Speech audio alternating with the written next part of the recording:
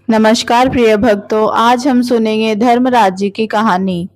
तो आप सभी लोग बड़ी ही श्रद्धा और प्रसन्न चित्त मन से इस कथा को पूरा अवश्य सुनिएगा। किसी गांव में एक बुढ़िया रहती थी। वह बहुत नियम धर्म से व्रत रखा करती थी। एक दिन भगवान के घर से यमदूत उसे लेने आ गए। वह उनके साथ चल पड़ी। चलते चलते एक गहरी नदी आई तो यमदूत बोले कि माई, तुमने गोदान की हुई है या नहीं। बुढ़िया ने उसकी बात सुनकर मन में श्रद्धा से गाय का ध्यान किया तो वह उनके समक्ष आ गई और बुढ़िया उस गाय की पूंछ पकड़कर नदी पार कर गई। वह यमदूतों के साथ फिर आगे बढ़ी तो काले कुत्ते आ गए। यमदूत फिर बोले, कुत्तों को खाना दिया था।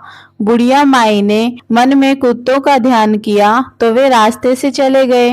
अब बुढ़िया फिर से आगे बढ़ने लगी तो रास्ते में कौवे ने उसके सिर पर चोंच मारनी शुरू कर दी। तो यमदूत बोले कि ब्राह्मण की बेटी के सिर में तेल लगाया था या नहीं। बुढ़िया ने ब्राह्मण की बेटी का ध्यान किया तो कौवे ने चोंच मारनी बंद कर दी। कुछ आगे बढ़ने पर बुढ़िया के पैर में कांटे चुभने लगे तो यमदूत बोले कि कड़ाऊ आदि दान में दिया था। बुढ़िया ने उनका भी ध्यान किया तो कड़ाऊ उसके पैरों में आ गई। बुढ़िया फिर आगे बढ़ी तो चित्रगुप्त जी ने यमराज जी से कहा कि आप किसे लेकर आए हो। यमराज जी बोले कि बुढ़िया ने दान पुण्य तो बहुत किए हैं, लेकिन धर्मराज जी का कुछ नहीं किया, इसीलिए आगे द्वार इसके लिए बंद है। सारी बात सुनने के बाद बुढ़िया बोली कि आप मुझे सिर्फ 7 दिन के लिए वापस धरती पर भेज दो। मैं धर्मराज जी का व्रत और उद्यापन करके वापस आ जाऊंगी। बुढ़िया माई वापस धरती पर अपने गांव में आ गई और गांव वालों ने उसे भूतनी समझकर अपने दरवाजे बंद कर दिए। जब वह अपने घर गई तो बहू बेटे भी दरवाजे बंद करके बैठ गए। बुढ़िया ने कहा कि मैं भूतनी नहीं हूँ, मैं तो यमराज जी की आज्ञा से वापस धरती पर 7 दिन के लिए आई हूँ।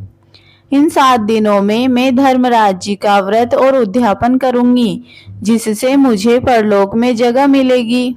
बुढ़िया की बातों से आश्वस्त होकर बहू बेटे उसकी पूजा की सामग्री एकत्रित करने लगे।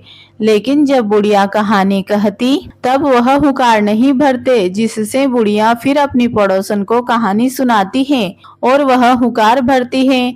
7 दिन की पूजा व्रत व उद्यापन के बाद धर्मराज जी बुढ़िया को लेने के लिए विमान भेजते हैं। स्वर्ग का विमान देखकर उसके बहू बेटों के साथ सारे गांव वाले भी स्वर्ग जाने को तैयार हो गए।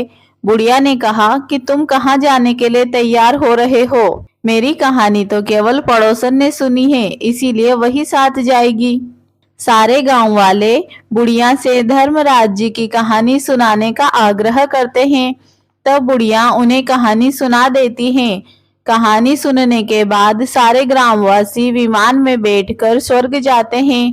तो धर्मराज जी कहते हैं, मैंने तो विमान केवल बुढ़िया को लेने के लिए भेजा था। मैंने तो विमान केवल बुढ़िया को लेने के लिए भेजा था। बुढ़िया माई कहती हैं कि हे धर्मराज, मैंने जो पुण्य किए हैं उनमें से आधा भाग आप गांव वालों को दे दो। इस तरह धर्मराज ने ग्रामवासियों को भी स्वर्ग में जगह दे दी। हे धर्मराज महाराज, जैसे आपने बुढ़िया के साथ सभी गांव वालों को स्वर्ग में जगह दी, उसी तरह हमें भी देना। कहानी सुनकर हुकार भरने वालों को भी और कहानी कहने वालों को भी जगह देना। धर्मराज महाराज की जय हो। यमराज जी महाराज की जय हो।